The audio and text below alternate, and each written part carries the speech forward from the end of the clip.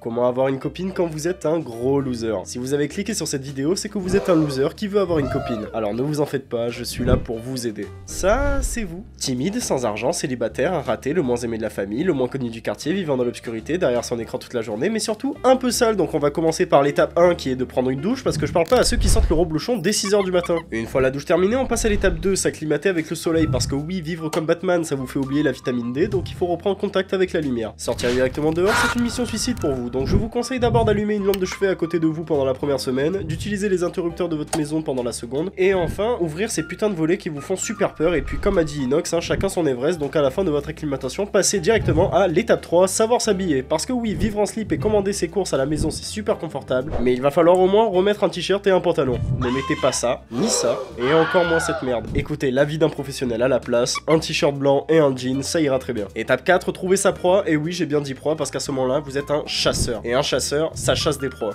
Baladez-vous en ville jusqu'à trouver la perle rare et oh, coup de chance, vous l'avez trouvé. Du coup, étape 5, allez lui parler, mais pour commencer à discuter avec elle, il va falloir entamer la discussion. Essayez de ne pas lui frapper au visage, de lui tirer dessus, ou autre technique un peu bizarre.